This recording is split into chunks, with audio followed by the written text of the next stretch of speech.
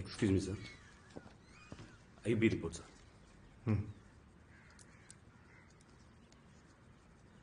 குழந்தைங்க படிப்பில் ஃபோக்கஸ் பண்ணுறது எனக்கு ரொம்ப பிடிச்சிருக்கு. படிப்பை நான் ரொம்ப நம்புகிறேன். எனக்கு தெரியும் உனக்கு படிப்பு முக்கியம், எனக்கு பசியை போக்குறது முக்கியம். சார் சிஎஸ் மீட்டிங் நேம் கேட்டார் சார். சரி, நான் பேசுகிறேன். சாயங்காலம் வர சொல்லு. Okay okay sir. ஆனால் இந்த மதிய உணவு திட்டம் ஆல்ரெடி இந்த கவர்மெண்ட் கொண்டு வந்த ஸ்கீம் தானே? அவங்க கொண்டு வந்த மதிய உணவு திட்டம் 5ஆம் கிளாஸ் வரை மட்டும்தானே. நாம் அதை எல்லா கிளாஸுக்கும் விரிவாக பண்ண போகிறோம்.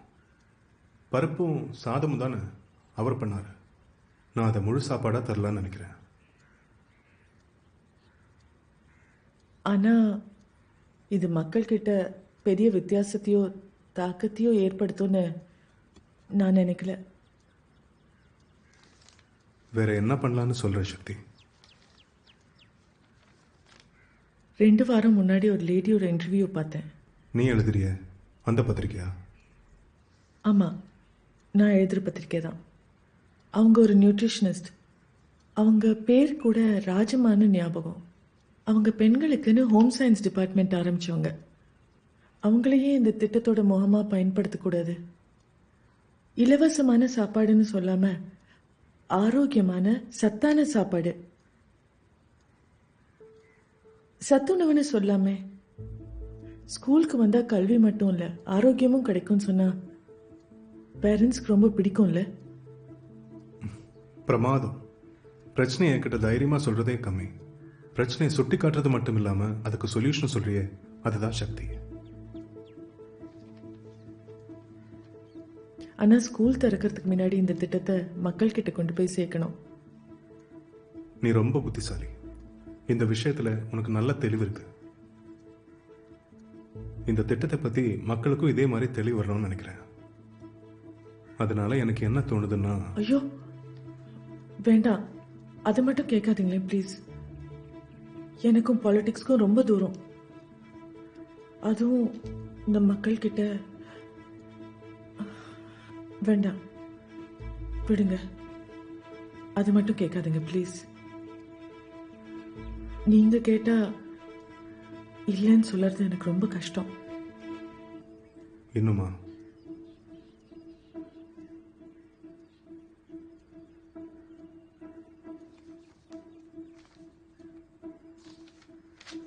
குழந்தைங்க படிப்பு எல்லாம் உனக்கு பிடிச்ச விஷயம். நீ பண்ணா ரீச் நல்லா இருக்கும். பிஆர்ஓ தன்ராஜ் ஒரு ஐடியா சொன்னார். இந்த திட்டத்தை நீ மக்கள் கிட்ட கொண்டு போய் விலக்கி புதுசாக குழந்தைங்களை ஸ்கூலில் சேர்க்குற மாதிரி வீடியோ பண்ணலாம். அந்த வீடியோவை தமிழ்நாடு முழுக்க தியேட்டரில் போடலாம். நம்ம அரசாங்கத்துக்கும் நல்ல பேர் வரும்.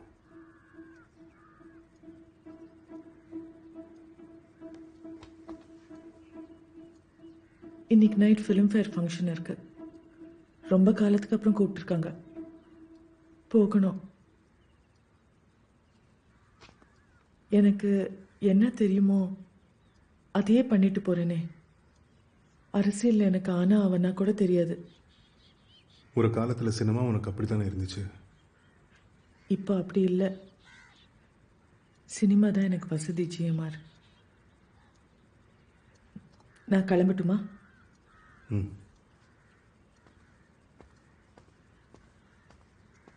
சக்தி, நீ இன்னும் இல்லைன்னு சொல்லலை, மறந்துடாத.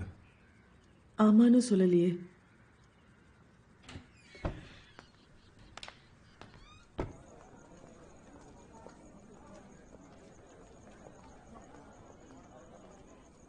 கூப்பிட்டீங்களா மேடம்?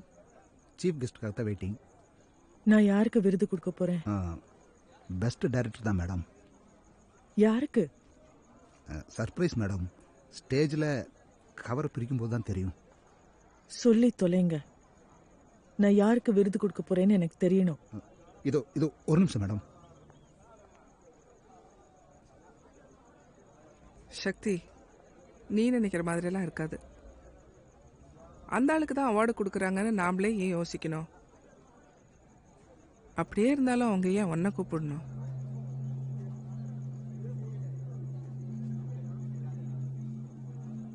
விளம்பரத்துக்காக இதெல்லாமா செய்வாங்க?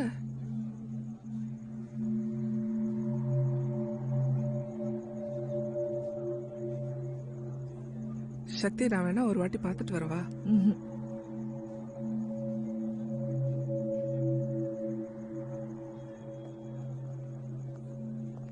மேடம் கூப்பிட்டீங்களா? நீங்க வழங்க போறது சிறந்த இயக்குனருக்கான விருது. யாருக்கு? சைத்தன்யா ரெட்டி மேம். ம். அவங்க கிட்ட சொல்லுங்க மேடம், அவர் வரமாட்டாருன்னு. இல்ல மேம், இது சர்ச்சை என்ன controversy பண்ண பாக்குறீங்களா? கௌரவப்படுத்துறதுக்கு தான். அவர் வரமாட்டார் மேடம். இல்ல ப்ளீஸ். வேணாங்க. இல்ல மேடம், அவங்க கிட்ட சொல்லி ஒத்துக்க வைங்க மேடம். அவர் அதான் வரமாட்டேன்னு சொல்லிட்டாங்கல்ல, கிளம்புங்க. மேம்.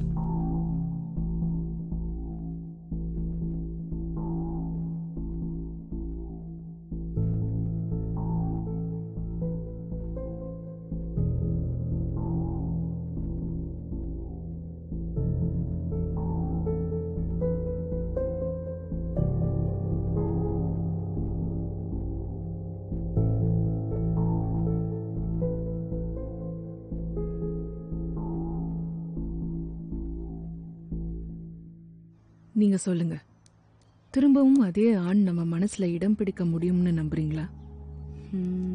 பிரிஞ்சதுக்கு அப்புறமாவா? ஆமா, பிரிஞ்சு கொஞ்ச நாள் தனியாவே இருந்ததுக்கு அப்புறம்.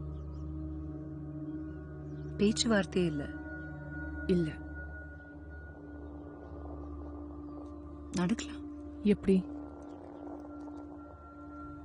அவரை நேசிக்கிறத முதல்ல நிறுத்தினீங்களா இல்லையாங்கிறத பொறுத்து. சாரி, நான் வந்திருக்க கூடாது. ஆக்சுவலாக கொஞ்சம் பயந்துட்டேன். தயாராக இல்லாமல் போகக்கூடாதுன்னு தோணுச்சு. ஆனால் அர்த்தம் உள்ளதாக ஏதாவது செய்யணும்னு இப்போ தோணுது. நான் வரேன். நான் இதை செய்யறேன். முடியுமான்னு தெரியல. நீங்க இருப்பீங்கல்ல, என்னை பார்த்துப்பீங்கல்ல? ஜிஎம்ஆர்.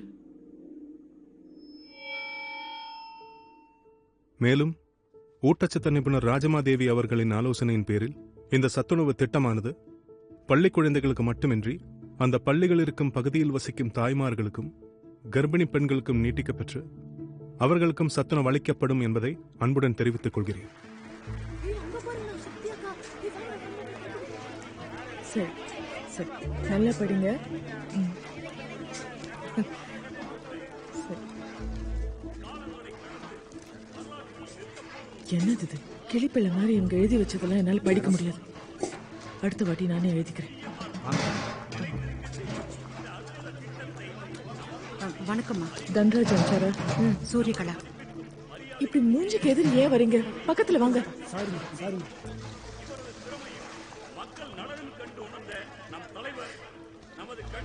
ஒரு அசிஸ்டண்ட்டை வச்சிருக்கலாம். புதுசுதான். தொந்தரவு பண்ணாதீங்க. இந்த பக்கம் போங்க, அந்த பக்கம் போங்க.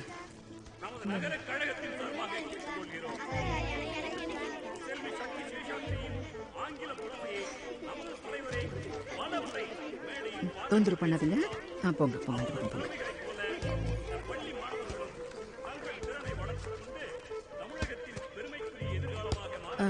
பேப்பர் கேட்குறாங்க. இப்பொழுது செல்வி சக்தி சேஷாத்ரி அவர்கள் நம்மிடையே உரையாற்றுவார். செல்வி சக்தி சேஷாத்ரி அவர்களை மேடைக்கு வருக வருக என வரவேற்று. தண்ணி எடுத்து வச்சுட்டு இங்கே இருங்க. சரி. இது கூட நான் தான் சொல்லி தரணும். உன் பேர் என்ன? சூரியகலா தன்ராஜுங்க. ஓ, அவரோட மனைவியே அமைச்சிருக்காரு. ஓ, இங்கே இருங்க.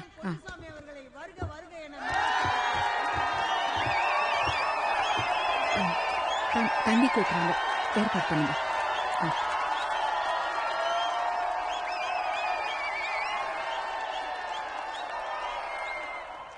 இன்ட்ரெஸ்டிங் ஆர்டிக்கல் நேற்று நியூஸ் பேப்பர்ல. நான் எந்த பக்கமும் சாய மாட்டேன்னு இப்போ உங்களுக்கு தெரிஞ்சிருக்குன்னு நினைக்கிறேன். அதுல எனக்கு சந்தேகமே இல்லை. நன்றி. நான் ஏன் உங்களை இங்க வர சொன்னேன்னு உங்களுக்கு தெரியும்ல? சரியா தெரியல.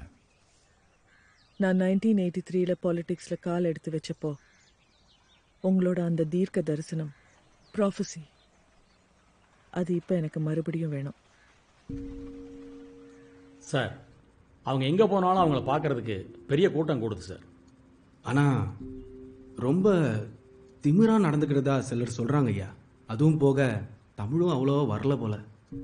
ஆனால் அவங்க பேசினா கேட்குறாங்க சார். தாஸ், நீங்க சொல்லுங்க, சக்தியை கட்சியில் சேர்த்துக்கிறது சரியா இருக்குமா?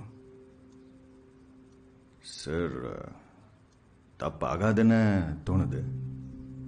கட்சி சார்பாக கூட்டத்துக்கு போனதுக்கப்புறம் தான் எந்த அளவுக்கு சரின்னு புரியும்.